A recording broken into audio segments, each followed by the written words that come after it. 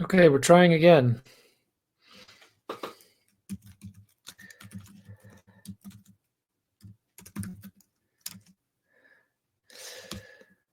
All right, let's see what we have here. Can you hear me?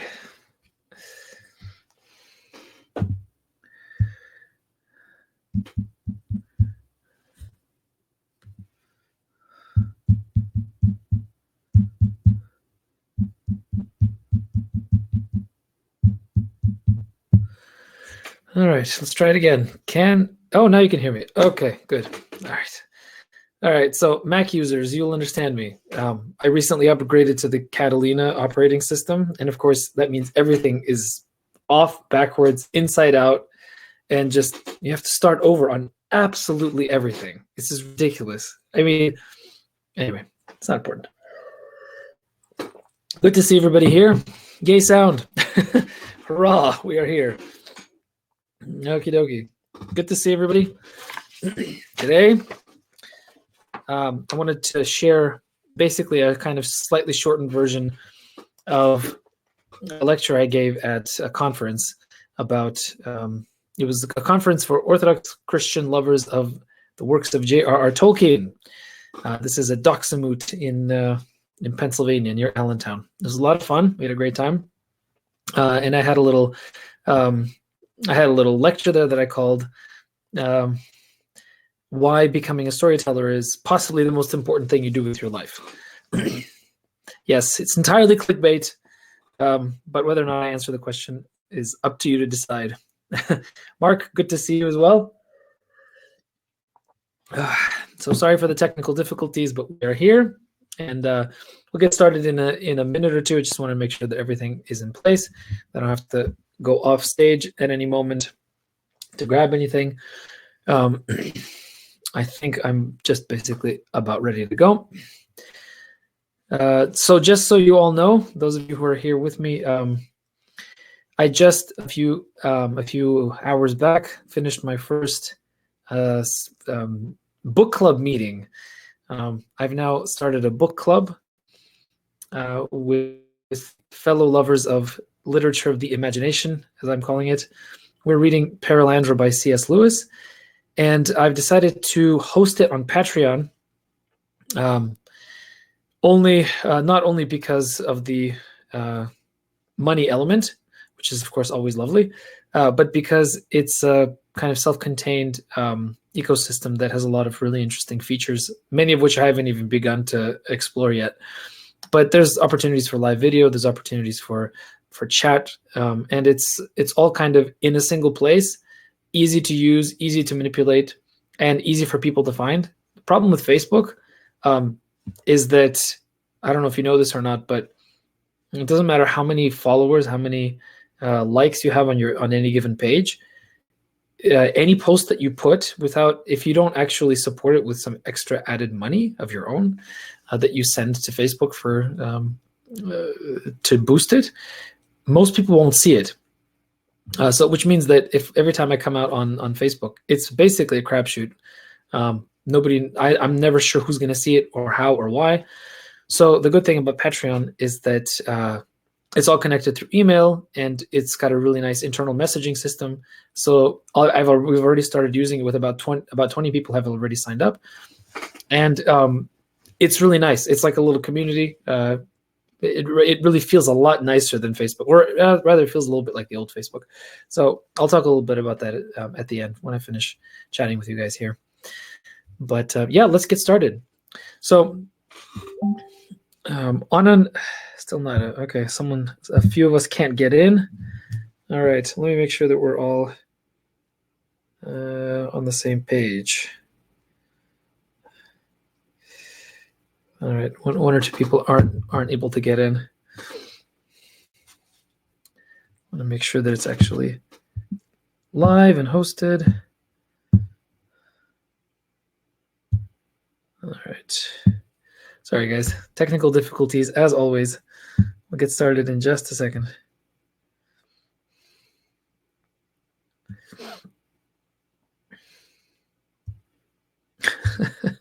Good heavens. Okay.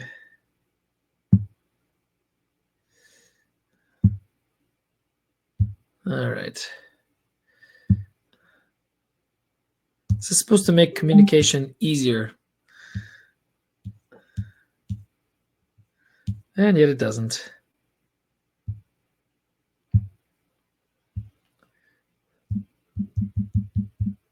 Okay.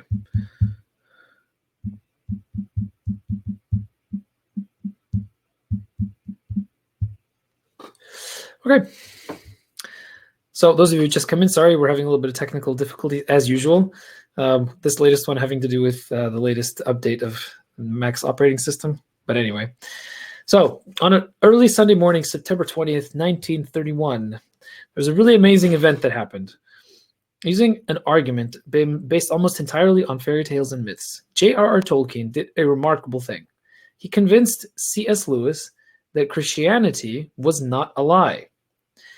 And after this wonderful conversation that they had while walking along the river in a beautiful park in Oxford, this began one of the most remarkable friendships of modern times.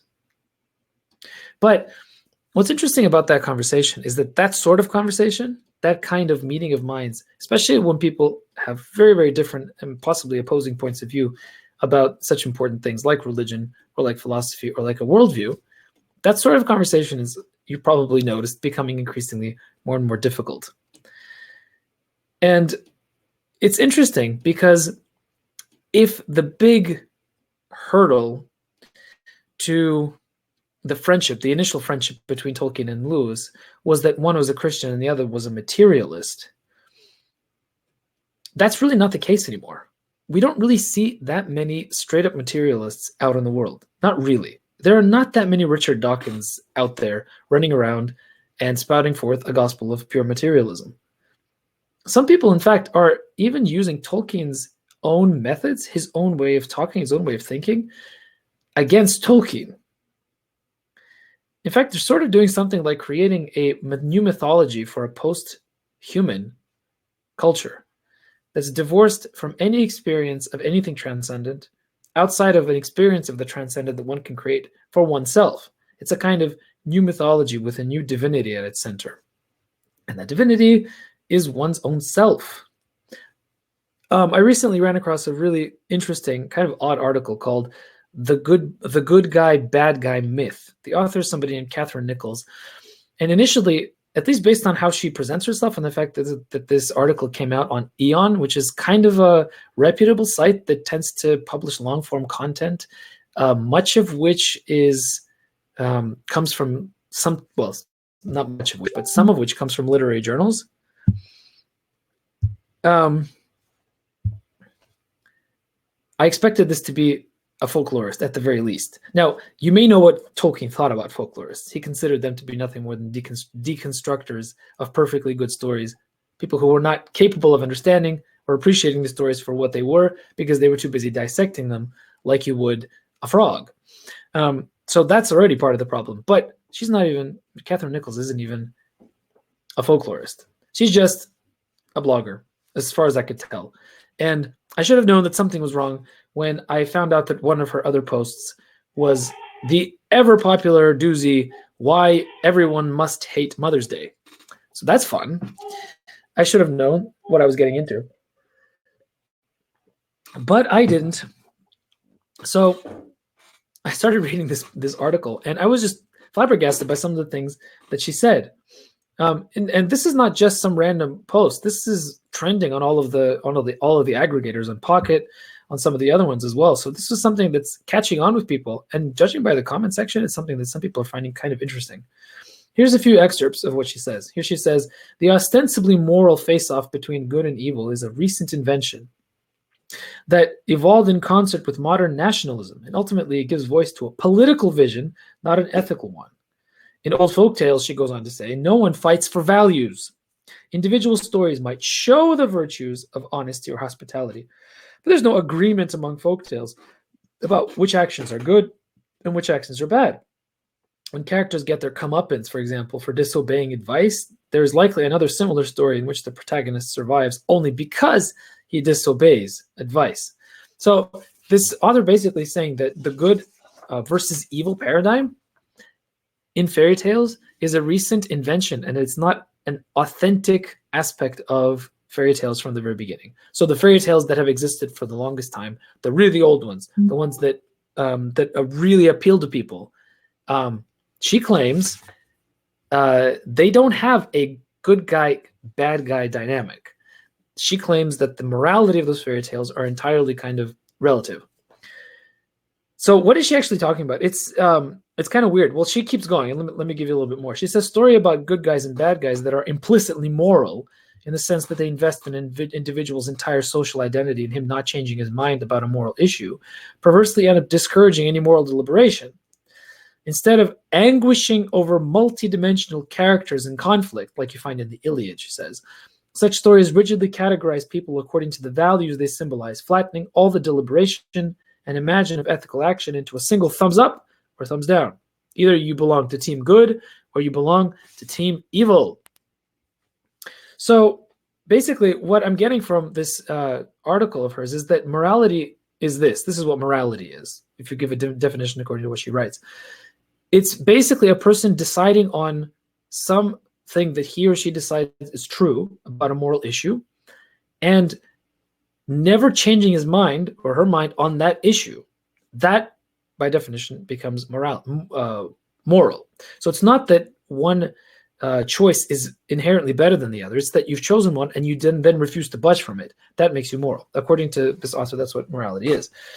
And she suggests that there's an older and more venerable tradition of literature that has a more complex version of what morality is. Basically, this is how you can break down her argument. If you really dig deep, she says that good versus evil narratives are new. They reflect aggressively nationalistic and violent ideologies. So fairy tales that have a good guy fighting against a bad guy, a hero fighting against an evil person who is just evil because they're evil, this is a new thing, she says. Second thing she says, morality is being inflexible in one's choice of many equally valid ethical choices. And the third thing is that the best and more ancient tradition in literature is the acknowledgement of a complex, multifaceted conflict being the norm, not an insistence on one's personal morality being correct. In fact, she even goes so far as to suggest, though she doesn't say this, even though there's an undercurrent of this going through the entire article, is that any unity of experience, any suggestion that you can have a unified experience with other people, or any sort of striving for a common experience amongst the population of people, is not just not good. It might not even be possible. In fact, if you try to do it, you're effectively being a proto-fascist, is what she's trying to say. Now, I tried to imagine what might it be like. That's really weird. So some of you guys are not seeing the video. Some of you are. That's really strange.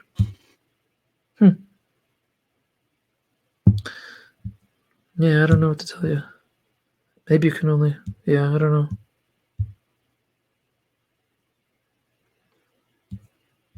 I don't know what to tell you, Seraphim. I'm sorry. We're going to keep going, though. Yes, revisionist history at its best. Thank you, Lise Roberts. Absolutely right. Now, let's see if we can imagine a conversation, the same kind of conversation that Tolkien had with C.S. Lewis, but with Catherine Nichols. How might it sound? Well, let's imagine Tolkien in his best, most impassioned argument about fairy tales being the opposite, a reflection of humanity's eternal desire for unity through a concerted effort by many different people to strive towards an ideal of virtue that doesn't depend on any of them individually, but instead is a reflection of an objective metaphysical reality. Here's what he says in his wonderful essay on fairy stories. He says, the magic of fairy is not an end in itself. Its virtue is in its operations. Among these is the satisfaction of certain primordial desires. One of these desires is to survey the depths of space and time, and another is to hold communion with all living things. So rather than imposing the storyteller's will on the world, there is no storyteller in fairy tales. Sorry. Fairy tales reveal what is already there. And so the fairy tales are there in a way an act of humility, not a desire for domination over other people. Because as Tolkien says, fairy stories deal with simple, fundamental things. But these things are made all the more luminous by their setting. It's about reality. It's about the real power of things like words and the wonder behind the words. Things like, and Tolkien says, this is the first time I understood the power of such things as stone and wood and iron, trees and grass, bread and wine.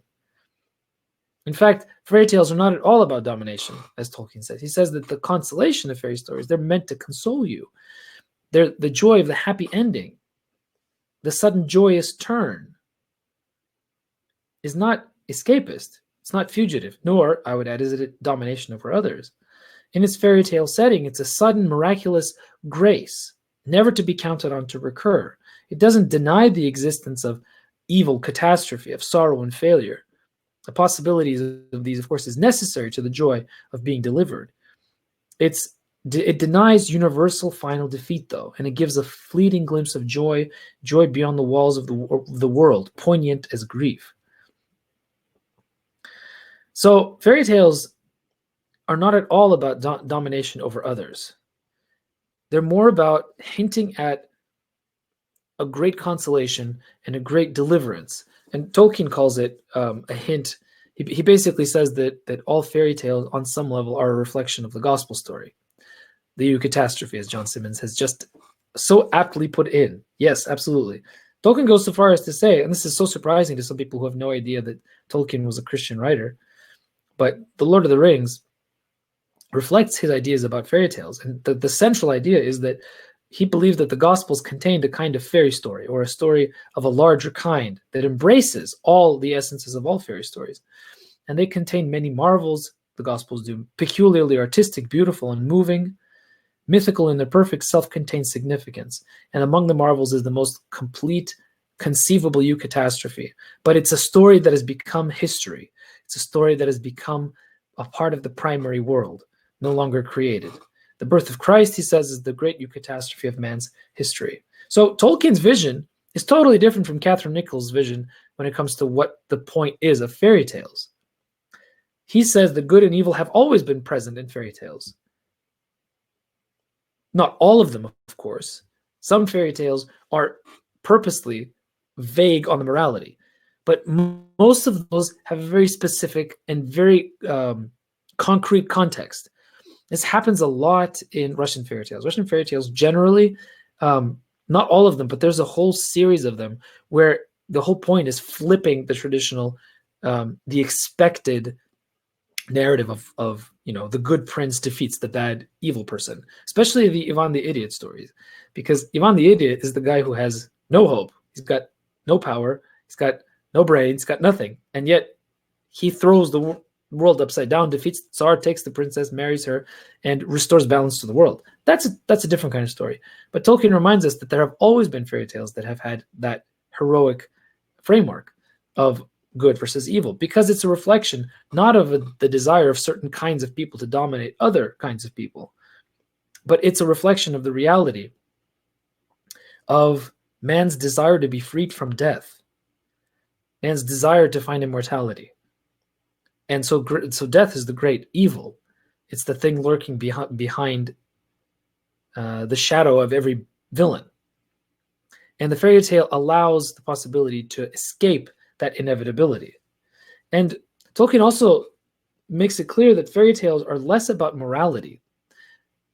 They're not morality tales. Most fairy tales don't have a moral, the kind of, well, the moral of this story is. That's usually reserved for fables. Animal fables, the Aesop's kind. Those are very specific purposes, but they're not fairy tales. Fairy tales are very different. They're not about morality. They're more about virtue. They're more about building a worldview and having the hero overcome certain obstacles on his way or her way to achieving a standard of goodness or a standard of virtue that, again, is independent of the author's desire or the author's specific morality, to use Catherine Nichols' meaning of the word. In fact, fairy tales, Tolkien says, reflect a universal desire for communion, not only with each other, but with all living things. This desire for, and how do we see that, right? Talking animals in fairy tales. And in all Russian fairy tales, what always ends up happening is that the character who is surprised least by the talking animals and who helps the most in the animal world, who's the one who gives the food to the starving bear and her cub, instead of shooting them and eating them for dinner. That character is the one that ends up overcoming incredible odds, because at the end, having reached out for that impossible communion with other living things that is impossible in the real world, but is possible in the world of fairy, then that whole created world then comes and helps him or her at the end overcome tremendous difficulties. Most of the time, especially in Russian fairy tales, that difficulty is incarnated by the deathless one, by Cachet, the one who doesn't die, who of course does die at the end, but then always ends up coming back in the next story, which is what makes him so interesting.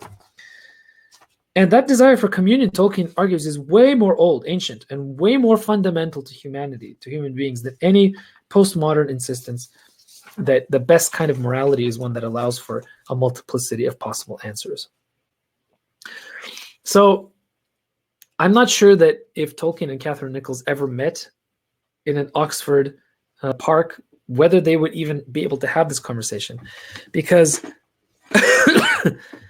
it sounds like they would be talking past each other and would not even agree with each other about what the word hero, what the word fairy tale, what the word happy ending even meant.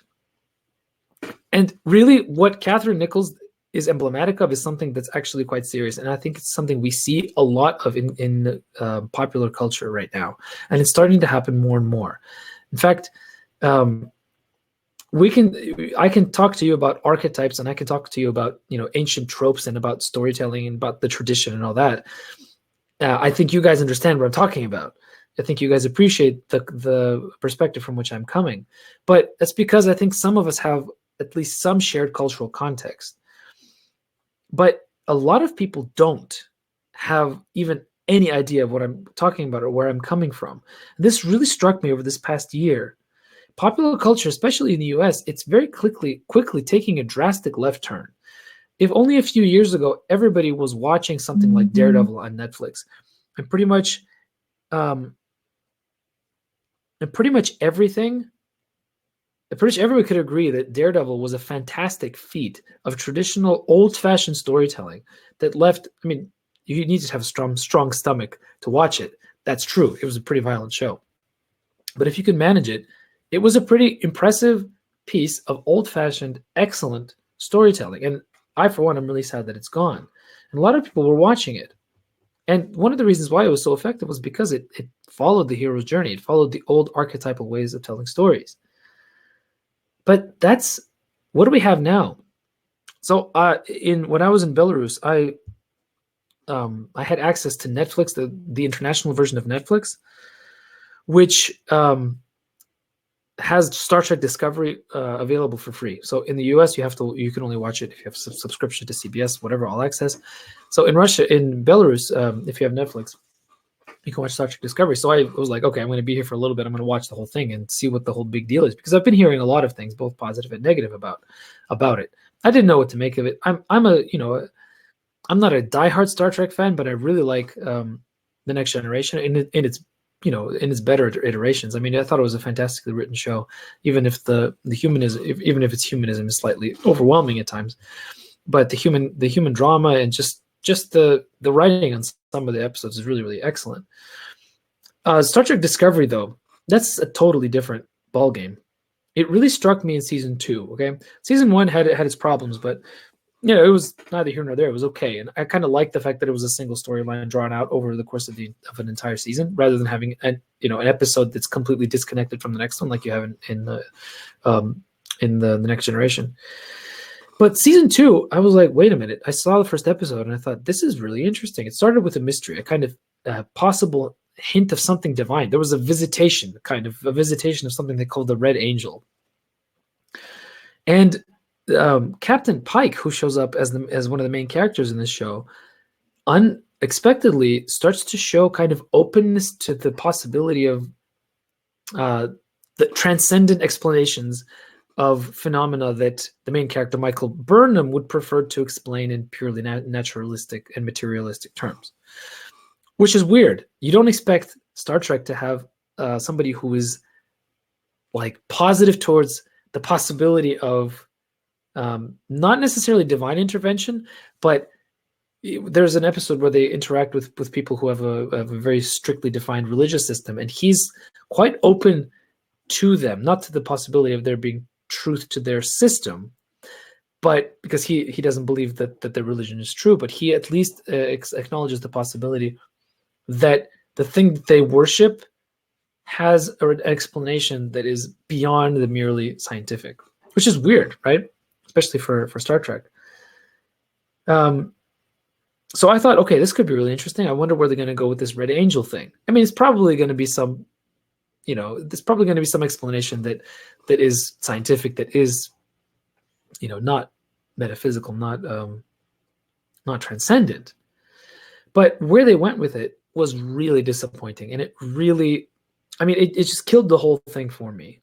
So the main character, Michael Burnham, ends up saving everybody. So she ends up being, spoiler alert, everybody, if you haven't watched it, just tune out for the next minute.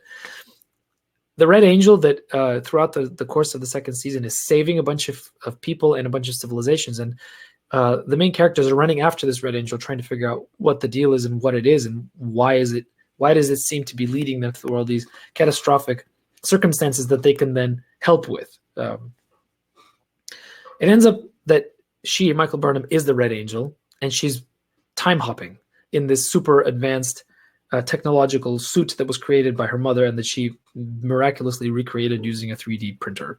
Yeah, whatever, don't even go there. But the point is not so much that it's a lame ending, but that effectively she saves the entire universe only after Diane Combs is not listening. I will tell you when you can listen again. She realizes that she can save everyone only after she has a realization that she needs to save herself first. She is the only one that needs to save herself, and as soon as she saves herself, she can then save everyone else. And that all she needed to do, this amazing thing where she saves herself and then the entire universe, is two things. One is superior technology, which apparently can be just made with a 3D printer, and a realization that the salvation was already inside her. It just needed to be opened, uncovered by a simple realization. So really lame. I thought it was pathetic and really very odd. But maybe it's just bad writing. Maybe it's just Star Trek Discovery. Maybe I'm making too much of a big deal about this. Maybe it's just a postmodern wish fulfillment on the scale of a really badly written second-rate hack job retread of a formerly great sci-fi series. But then I started to notice it in other places, right? Now, if you're paying attention, you will see it in Star Wars as well. The Last Jedi was exactly this sort of thing. It was all about subversion. It was all about taking established canon, taking established rules, trampling on them, winking at you, and then saying, we're going to start everything over again. I hated it. I thought it was really bad. And I thought it was really bad because it not only laughed at the very structure of the hero's journey, which is what Star Wars is. It's what it's based on. The original movie is just straight up, Joseph Campbell. But it doesn't offer anything particularly good in return. It just kind of says, "Wah! Here we go. We're just going to pull out the rug from underneath you and see if you're paying attention or not." And you see this also in a lot of new fantasy novels. There's a real shift away from traditional storytelling, away from the hero's journey, to something totally different. Unfortunately, you see this in this weird predilection for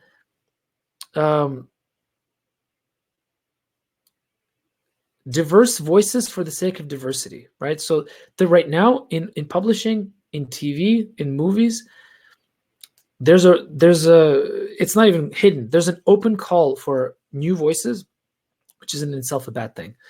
But the focus on this new call for things is not good storytelling. It's alternative storytelling. If you are insert marginalized group here, and you have a story, it doesn't even really have to be that good, as we can see with Star Trek Discovery and a lot of other shows that are happening right now. We'll put it on because it is indicative of said insert marginalized group here, ideology, storytelling, etc. Now, this is really sad because, yes, there are a lot of really interesting storytelling traditions around the world. African stories are fantastic. They're wicked, they're hilarious. There's a lot of really, really great stuff there. Chinese mythology is wonderful. There's a lot of great storytelling traditions from which one can draw. But what you need is good storytelling to start off with, not the other thing, right? It's not so important that you.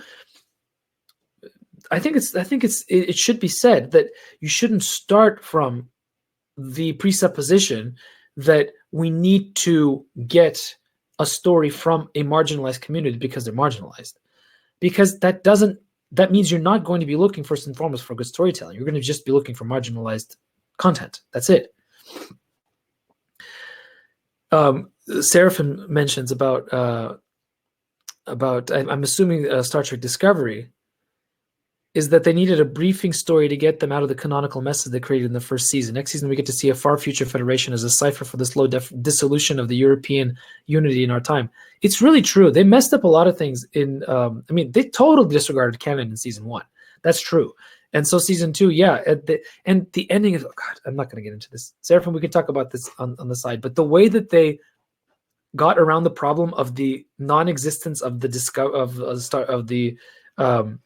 USS Discovery in the rest of the canon is the stupidest thing I have ever seen in my life. It's just ridiculous and idiotic and such bad writing. I mean, I could do better, guys, honestly. And I'm not a screenwriter, but I could do better. Really pathetic.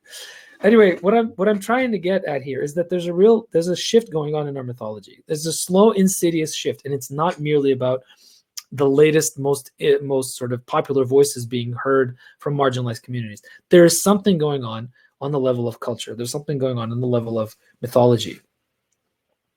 It's sort of the world building of our own reality. It's how we perceive our own reality that's starting to change. And it's kind of weird and it's kind of scary. And here's what I mean. It's perhaps for the first time in human history, the universal longings and stories used to reflect the things that Tolkien talked about: escape, recovery, consolation from catastrophe. They're no longer part of the stories that we tell about ourselves, about our own world. There's a new mythology being written, and that mythology is focused almost entirely on personal choice, on the fact that there are many different possible moralities, and that all of them are equally valid, and don't you dare say that the other morality is not as valid as yours. And they're all dependent on the subjectivity of your own personal human experience. Okay. The problem with this, of course, is that it's becoming so extreme in that direction that you're starting to doubt the possibility of any sort of universal human experience, or which is going against all of human history. If we know anything about fairy tales, is that people have been telling the same stories for thousands of years. You see the same tropes showing up again and again and again. It's really, why do either one need a day? I'm not sure what you mean, Diane, but maybe you can elucidate. But what I'm saying is, it's a very good thing to start infusing our storytelling traditions with stories from other places. I love Russian fairy tales. Most people don't know about Russian fairy tales, and I love them because they're different enough from the stuff that we know, while still remaining somewhat familiar to people.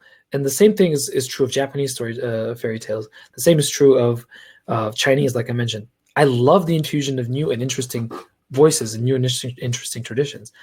But what's going on is not that. It's not an inclusion of new voices. It's a suggestion that fairy tales and storytelling in general cannot or are not reflective of a universal human experience, of the universal experience of being human, is what I mean.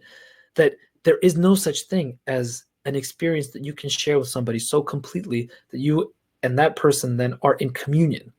This is a real fallacy of postmodernism, and it's an unfortunate side effect of the knee-jerk reaction to Christianity in the 19th century and its sort of monolithic kind of culture-crushing presence in Europe and in the United States, in the Puritan movement and all kinds of different things. So the problem here, of course, is that if you go too far in that other direction, where you start to suggest that your own personal experience of the world is the most valid way of seeing the world, there's only one way you can really go.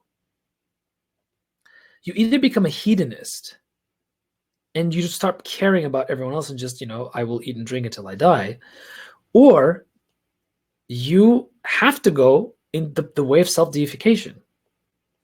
And I'm not exaggerating. You're seeing this in the transhumanist movement. People are seriously talking about immortality. They're seriously talking about transcending the limits of humanity, using language and using phraseology and using philosophy that was used by the ascetic Christian fathers throughout the centuries to talk about union with God. They're using the same terminology. They're using the same phraseology. It's kind of scary. And if you don't believe me, all you need to do is look up transhumanism deification in Google. Okay? And they're using the same language as Christians have been using to talk about communion with God, but they're talking about transcendence of their own personal self beyond the limited experience of their body to something that is other. And it's assisted by technology, which is really interesting. Now, there's a bunch of comments here I'm gonna try to answer because I really like this. I'm really thrilled that there's so much conversation going on here, and I'll get back to what I'm talking about in a second.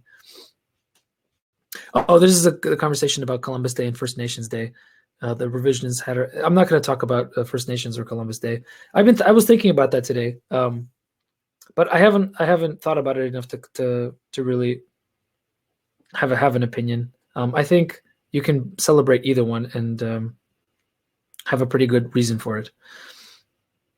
The way to subvert culture, Elise says, is to change the language, the meaning of words. This is happening. Yes, it is. Oh, and leading to a massive shift in understanding while being massive tolerance. Words like love are being changed. The very meaning of the word male and female is being changed. It's true. It's kind of scary because it's happening in a very small subset of the culture, but that culture is important because it's the one it's becoming normative for the stuff that we see on television and in books. Seraphim says, but weren't the Gospels a subversion of the monolithic rabbinic narrative about sacred history? Jesus featured women, Samaritans, prostitutes, sinners, and other transgressive types over and against the narrative hegemony of the time, which was post-exile Judaism. Deconstructive transgression is embedded in the Christian storytelling tradition. Yes, Seraphim, you're right, but it is not the main tradition. Okay, so those stories are not. They're not. So there's always that. There are stories that have that kind of transgressive element to them, but they are fringe stories. Okay, they're not mainstream stories. And mainstream fairy tales have almost always been about heroic journeys. All right. Yes, I agree with what you're saying, and you will agree with me that many Russian fairy tales have that kind of deconstructive transgression. It's the flipping around of what you think is reality. That's why the fool is suddenly the wise man. But it's always about a restoration of an objective order. Okay, it's not about a restoration of what I think should be the objective order. Right? It's a restoration. It's basically setting up a story in a world that is completely messed up backwards and inside out. And then we need the idiot to turn us all on our heads. This is beautifully shown in Evgeny Vodolaskin's novel Loris, which, of course, I've recommended many times, and I think you should all read. John Simmons says, I should check out the new Neil Stephenson novel about transhumanism. I will. What's it called, John Simmons? Tell me.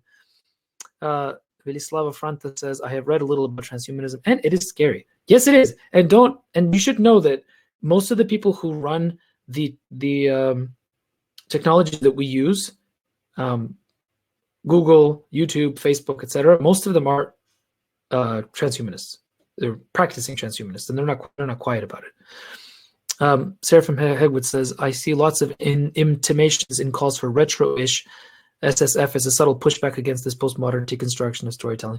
This is the thing, right? So as storytellers, then what do? Do we just go back and start and tell old stories over and over again? Or do we find a new way of telling old stories that is interesting for the modern viewer or for the modern listener. So the people who are starting to get used to watching Star Trek Discovery, the ones who are starting to get used to this sort of weird new postmodern world, how do you tell stories for them? Well, you don't go back and tell old-fashioned fantasy and old-fashioned sci-fi. I think you have to come up with a new way of telling stories. How do you do that? Well, that's what we're all trying to figure out. Seraphim, you're saying Bakhtian's view seems apt here, especially on his writings on Pantagruel and Gargantua. I will check those out. I don't know them. So yeah, the fool is the wise man. This is the Russian fairy tale paradigm. And Seraphim Hegwood says transhumanism is literal literature of prosthetics. It's kind of scary, but it's true. Now, one of the weirdest manifestations of this kind of storytelling, this new kind of storytelling, is something that I've seen a lot in modern fantasy, and it's really, really weird. So if you are going to accept postmodernism's postulate that your truth is the best kind of truth, and so you get to have that truth without imposing it on anyone else, on the flip side, your truth and someone else's truth are probably impossible to actually come together in any meaningful way. So the best you can do is kind of talk about similarities in worldview and experience without actually having a communion in experience. If that's the direction that storytelling is going, if that's what people are starting to default to in terms of the stories that they tell about their own reality, then this is really interestingly reflected in stories where, in fantasy tales, where you have clear manifestations of gods and demons, or a world of the divine that has some effect on the humanity underneath them, but specifically in the desire, in the desire for the humans to kill the gods. But not only in that desire for the humans to kill the gods, but the desire of the gods to be killed by the humans. This is really weird.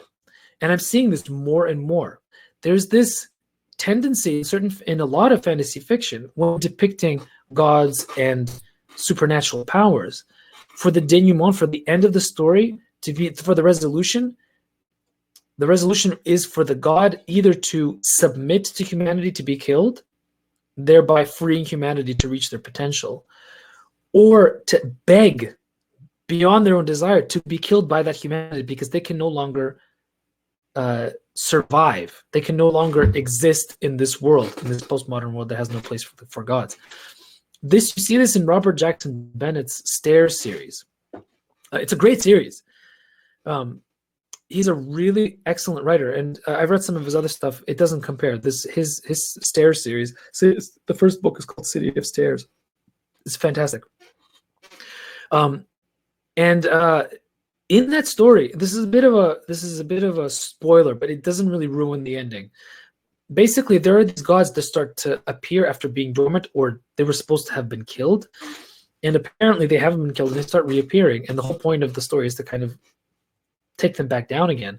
But the really odd ending is how the gods themselves are actually stand in front of the main character, and they reveal their great secret. Their great secret is that they do not want to exist anymore. Their very existence is a torture. So please, humanity, free us from the torture of existence. Even though this is an existence of extreme power, an existence of divinity. Free us from this existence. Kill us, please. And so this happens there. It happens in the book of the Malazan Book of the Fallen, although it's not as obvious. There's an undercurrent in the Malazan Book of the Fallen, especially in the first book, of the gods' desire to stay alive at any cost, but also their continued sort of ennui and their inability to continue their existence in any sort of meaningful way. So that even though they're scrapping to survive for as long as they possibly can against the humans who can kill them, which is the whole idea of humanity killing gods, it's so bizarre and so interesting because it has no analog in ancient history, right? I mean, once you became a god, you're immortal. To kill a god it happens super rarely. But in these new postmodern mythologies, that's the whole point of existence, is to kill the gods, not because you need to be freed only, but because the gods want to be killed, because they want you to be free from their own domination. It's really weird. Rebecca Rovney is saying it's happening in music too. Dissonance and atonality aren't being used to tell the story of Christianity ending with it being resolved, but rather used as something revolving around the composer and their personal reality. Atonality goes unresolved more and more. Yeah, it's all about the personal vision of the creator, and that personal vision need not have any reference to common human experience. Elise Roberts says City of Stairs is a great read. Yes, it is.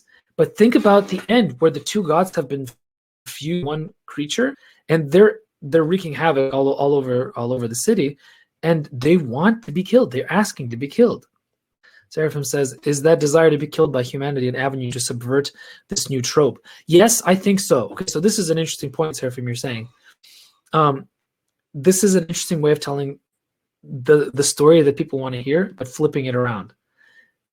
Because you need to kill the wrong god. You need to kill the wrong gods. These gods are not the ones that are actually the gods. You need to reestablish a new kind of pantheon, a new kind of hierarchy of values. You need to kill off the old ones, because all of these old gods, all of these gods that appear in the fantasy stories, they're nothing more but a reflection of the worst aspects of human existence. They're in a lot of ways like the old Greek gods, but ratcheted up to 11. They longed for death. Nordic gods were not immortal. They longed for death, heroic death, but death nonetheless. Yes, Seraphim, you're right. Of course, the Scandinavian epos is all about the long twilight. I was thinking more about the classical tradition. Yes, Odin, who was actually Gandalf, died and was fine with it. I didn't realize the connection between Odin and Gandalf, but that of course makes sense. The hat, yeah, of course. The Allfather. I hadn't thought of that. Wow, brilliant. Thank you, guys. See, come here and I learn from you. Fantastic. But I think the point still stands, right? The Nordic gods, though not immortal, their immortality, their power was pretty unlimited, and they only died they were only were to die at the very end in a kind of total cataclysm, right? But what's happening here is something really weird and something totally new and my suggestion is that it goes part and parcel with this weird new desire for self-deification, right? It's extreme in some cases, but I think everybody who subscribes to this kind of worldview would prefer to deify him or herself. It's a much, on the surface, easier way of dealing with reality. If I am my own god, it's fine, right? Everything else doesn't matter. My own reality is taken care of. The problem, of course, is that it doesn't work. The transhumanist ideal of immortality is contingent on a slave race, because the technology, and somebody needs to build the technology. It needs to be built on the backs of people who are going to make it, who are going to finance it, and then somebody has to run it. Read That Hideous Strength, all right? It's about immortality for a small clique. It's not about immortality for humanity. Anyway, this is why I think it's so important that people who are interested in storytelling, even if it's only to receive, I'm not talking only about writers, I'm talking about people who like stories, people who watch TV, people who read books, people who are searching for that consolation in storytelling. It's time to really start to focus on what makes good storytelling, so that you can then become that good storyteller yourself. Because even if you're just a reader, you're still going to filter. If all readers only read good stories and stop subscribing to this nonsense and stop reading these kinds of stories that really are not stories at all, but subversions of reality, then you're going to be determining what is made, at least as far as we have any sort of market system, right? I mean, if people are going to read the good stories and not read the bad ones, then no matter how politically motivated the TV networks or the publishers are, they're still going to have to make good stories, and that's what we want. So it would be really awesome if each one of us would become Tolkien, in the sense that we would have the kind of language and the kind of knowledge to be able to talk about these things to people who have no idea about what's going on. Because most people are passively consuming this stuff, these stories, and they're not thinking about the effect that it's having on them. And it's changing people's experiences of their own lives. It's changing their worldviews. And I think I'm hoping that you're seeing that if you start subscribing to this kind of postmodern, me first worldview, there really is no way out. The only way out is complete hedonism, or it is the kind of self-deification that the transhumanists are talking about, which is still a kind of hedonism because it doesn't involve communion with other living things like Tolkien talked about in his fairy tales. And we need that. We need that now more than ever. I mean, we're so fragmented right now. Politically, culturally, it's not a good time to sit down and have conversations with people who don't agree with you. So, I think we should be aware of the story of the thing that's going on underneath the stories that are being told to us, and don't accept it. Like, talk to people about it. Write better stories. Become that storyteller, even if it's just in a conversation with somebody else who has no idea about what's going on. Because the more people wake up to it, the more people are going to want to see the kinds of things that are reflective of universal human experience throughout humanity's existence. Again, getting back to those fairy tales that we've been telling to each other forever. All right, we got a bunch more comments. I'm going to get to them in a second. Tolkien himself, Seraphim says about Greywalker. Yeah, that comment, I need to read his letters. I need to read Tolkien's letters. Transhumanism is contingent on not pissing off your system admin. Yes, exactly. Modern Christianity has fallen into that trap as well. Me and Jesus have our own thing going. Yeah, absolutely. It's all about my own personal Jesus. Yeah. You don't need to go to church. You can be your own interpreter. Yeah, absolutely. I like, Vyacheslava Franta says, I like Korean historical shows. They are refreshingly old-fashioned. What about modern stories with multiple perspectives, like Faulkner and Joyce? So I'm not suggesting that all our stories need to have heroic narratives. Not all of them have to be fairy tales. What I'm talking about is when those kinds of multiple perspective stories, the polyphonic stories, like you could even suggest, I think that Dostoevsky is a polyphonic writer. Certainly in Berkeley, they were constantly trying to tell us that he was a polyphonic writer, or a writer who allows for a multiplicity of perspectives. That has its place. But if you're stuck in a sea of stories that have nothing but, there are many different perspectives, then nothing. Okay, sorry. Let me. If you're stuck in a sea of stories where the prevailing narrative is that there is no narrative, is that all you need is many perspectives and you go on and decide for yourself. That's fine for people who have a good sense of their own self, they have a good sense of their own worldview, and they understand why they think what they think. But most people don't. Most people just passively consume stuff that comes at them. And if stories are supposed to make our lives better, which they are, good storytelling, good novels, good music, good culture is supposed to make our lives better. It's supposed to synthesize our experience into something that is like communion. So you need to have those kinds of stories, the unifiers, with the outliers as well. Like Seraphim was saying, that the stories of the fools need to be there, if only to jog us out of our complacency every once in a while. But they can't be the prevailing paradigm. Seraphim says, much closer to ending up as a niggle than a Tolkien. Yeah. That's always the trouble. Yeah. But each of us has our own gifts and our abilities, and we need to work on them to see what can come of them. So that's basically what I wanted to talk about with you guys.